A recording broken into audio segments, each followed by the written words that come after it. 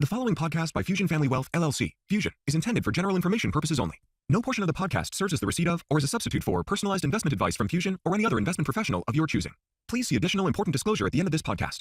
A copy of Fusion's current written disclosure brochure discussing our advisory services and fees is available upon request or at www.fusionfamilywealth.com.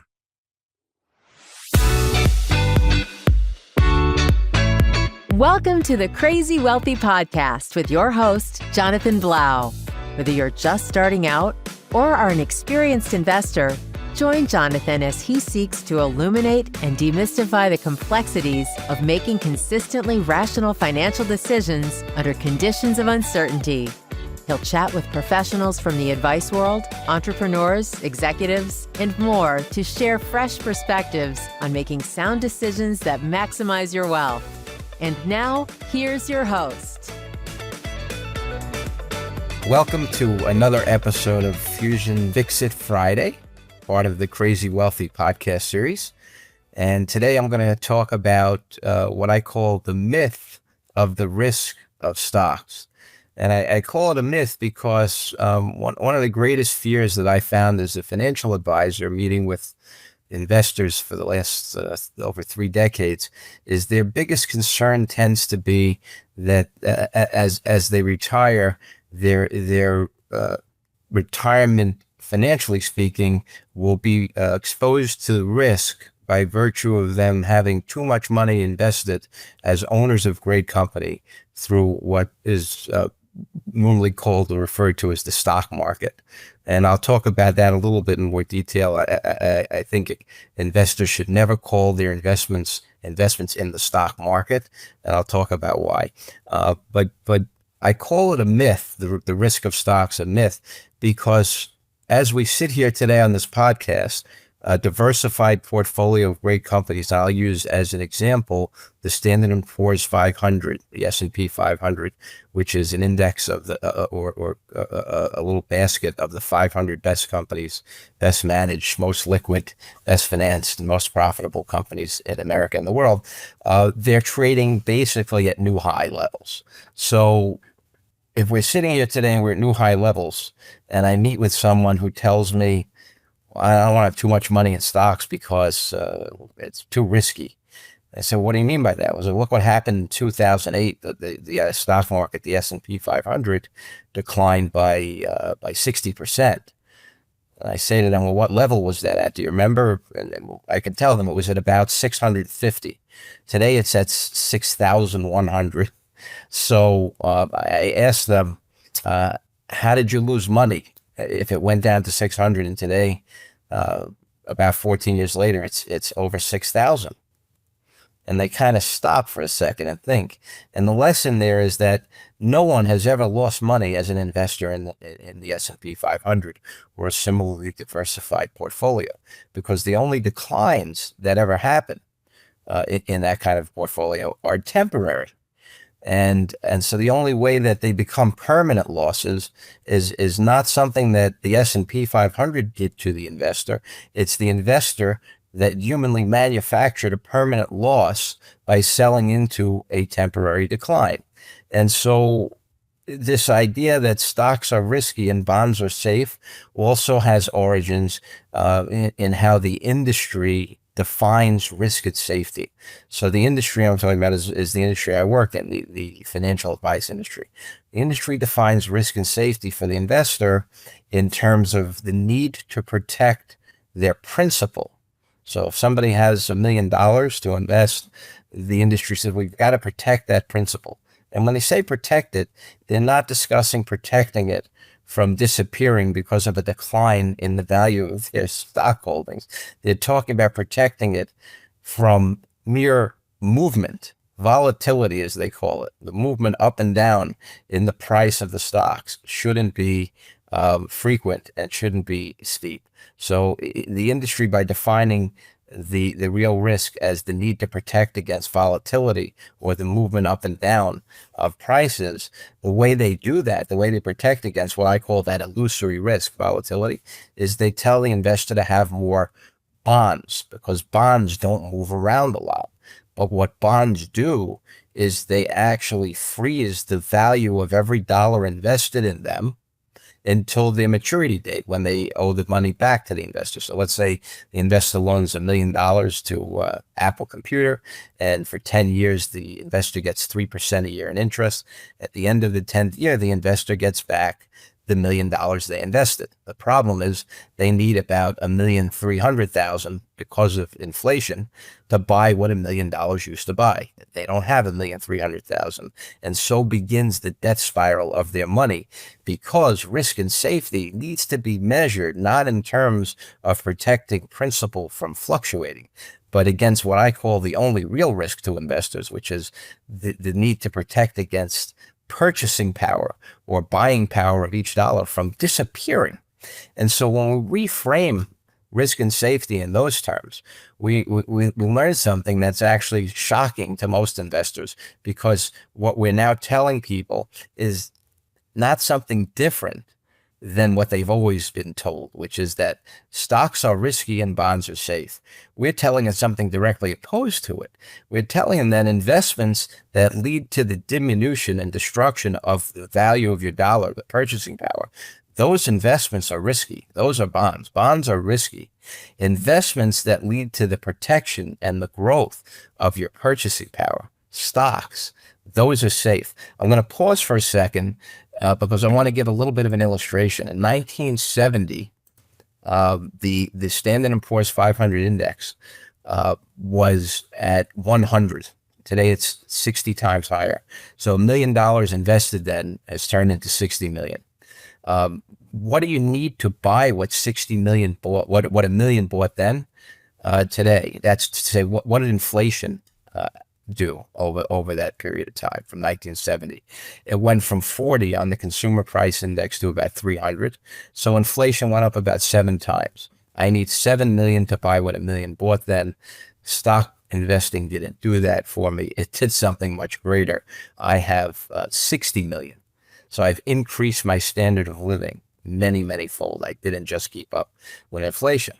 Now, had I bought a bond back then for $1 million and it was maturing today, I'd get my $1 million back, not 60 million. And in the last year, even if the bond was paying me 10% a year, I would have gotten $100,000 in income. I need about 2.5 times that. I need about 6 times that amount or 7 times that amount. So I need 700,000 in income. I've long since run out of money because I've had to unwind the bond principal to make up for the fact that the interest was fixed at 10% and wasn't growing for inflation. So again, we need to understand that if we define risk and safety properly when it relates to our investments, we need to understand that safety means that my dollar is not disappearing to what I call the disease of money, inflation. And the only investment that's done that, as I just demonstrated, over long periods of time is investments in great companies. So when we educate people about this phenomenon, they can understand it. And so they can look at all of history and they could see at any of the periods they look at that both the dividends on stocks and the stock prices themselves far outpaced inflation. Dividends, in fact, grow since 85 years ago at about twice inflation at 6% a year, where inflation runs 3% a year.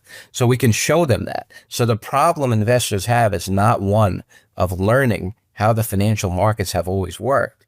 It's a psychological problem. And I call it an abnormal psychology problem, because they come to an advisor with a deep belief in something, the risk of stocks wiping them out, a deep belief in something that can overwhelmingly be shown to have never happened. Again, as we sit here today, we're basically at new highs. So that's why this podcast was created. I really want to give the audience an opportunity to learn what I believe are some of the problems that are endemic across the industry as it relates to misdefining risk and safety, as it relates to the folly of claiming to be able to forecast the economy consistently, which was what we talked about in last week's Fix It Friday, and all of those things. So hopefully these are going to be helpful to everybody who is listening. So when we talk about investing in stocks and the ability to stay with a plan that's mostly in stocks, again, I recommend people have 2 to 3 years living expenses outside of stocks when they're getting ready to retire. That protects them against what I call the sequence of return risk. So what happens if I retire in 2007 and then the next 2 years is 2008 and 9, the market's down 60%. I now have, if I was all stocks, had to liquidate my stocks at a temporary decline, lock in a permanent loss. We don't want to do that. So we'll put 2 to 3 years living expenses outside of equities. That allows us in the average retirement, which is about 30 years, 3 decades, to compound most of our money at a much higher rate than the industry might advise us to when they're trying to protect against volatility and telling us to have 40% or so of our portfolio in bonds. These are the things that destroy my purchasing power.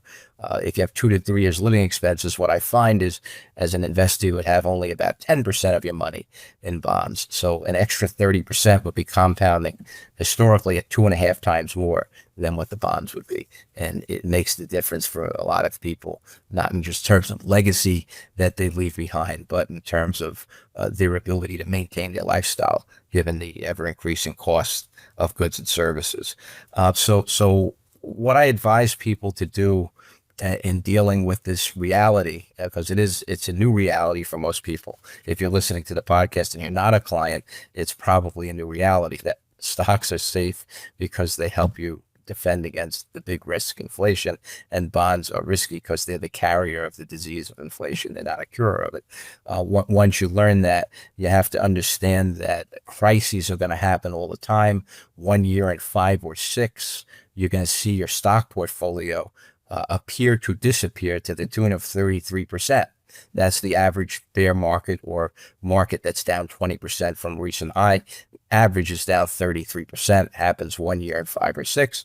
And then every year since about 1980, the stock market, the S&P 500 has declined by about 15%. So one needs to be prepared to watch 15% of their money appear to disappear each and every year, and about twice that amount 1 year in 5 or 6.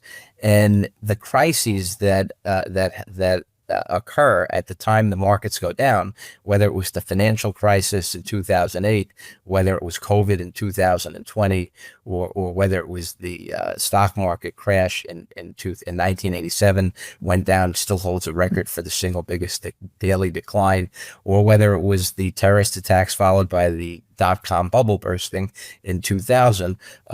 Each time these things happen, we could not have predicted them in advance. And we didn't know when they would happen or nor when they would end. We have to just internalize that they will end. And what really scares investors, and this is the last thought I'll leave you with on being able to invest in stocks as a big part of your plan and stay with it, is you need to become what I call antifragile or unbreakable. Nassim Taleb wrote a book, Antifragile. And what it means is you need to be able to understand that every 10 years or so, there's going to be some big crisis. At least that's what history has shown us. And you have to be able to face them, understand that it's another crisis. We don't even care about the crisis as investors. That's not what scares us. It's not the number of crises or even the nature of the crises. It's the fact that each one is different. And if you ever listen to yourself as an investor who wants to get out of the market, you'll see that you often, or friends, will sing what I call the 4-word death song of the American investor. This time is different. And in practical terms, in reality, every time the market goes down, it's different from the previous time. But it's the difference that scares people. It's the idea that they feel they haven't seen it before. So when you become anti-fragile, you learn to say, well, I don't really care what the crisis is. We're going to recover. Companies are resilient. Companies are innovating. Companies are logical. When they're dealing with a crisis, they're going to work on it, in it, and around it. That's the job of these highly paid management teams at the companies. They've got to maximize shareholder value. They're not like Western governments who go into crises by lending more money or borrowing more money and increasing the deficits and so forth. companies do the opposite, and they actually go into crises as opportunists. They'll buy divisions of lesser successful companies who aren't as prepared, and they come out of the crisis stronger. So going into a crisis and coming out having not reacted by selling stocks, that's not anti-fragile. You came out the same way.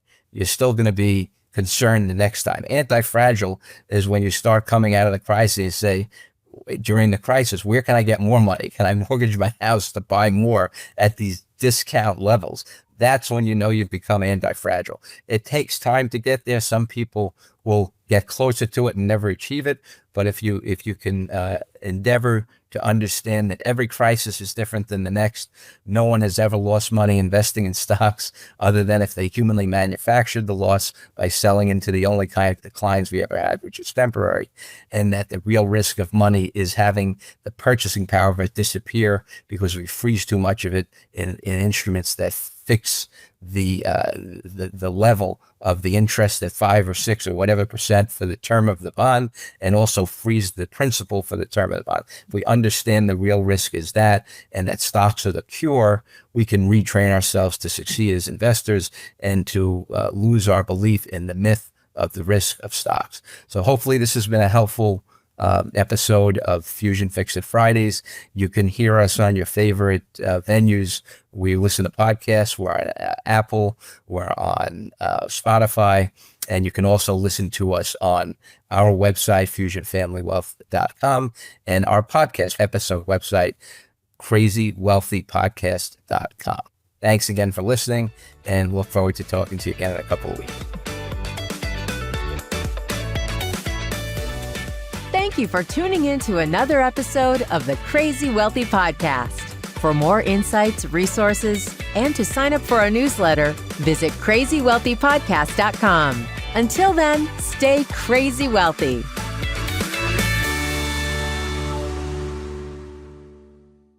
The previous podcast by Fusion Family Wealth, LLC, Fusion, was intended for general information purposes only. No portion of the podcast serves as the receipt of or is a substitute for personalized investment advice from Fusion or any other investment professional of your choosing. Different types of investments involve varying degrees of risk, and it should not be assumed that future performance of any specific investment or investment strategy, or any non-investment related or planning services, discussion, or content will be profitable, be suitable for your portfolio or individual situation. Neither Fusion's investment advisor registration status, nor any amount of prior experience or success should be construed that a certain level of results or satisfaction will be achieved if Fusion is engaged or continues to be engaged to provide investment advisory services. Fusion is neither a law firm nor accounting firm, and no portion of its services should be construed as legal or accounting advice. No portion of the video content should be construed by a client or prospective client as a guarantee that he or she will experience a certain level of results if Fusion is engaged or continues to be engaged to provide investment advisory services. A copy of Fusion's current written disclosure brochure discussing our advisory services and fees is available upon request or at www.fusionfamilywealth.com.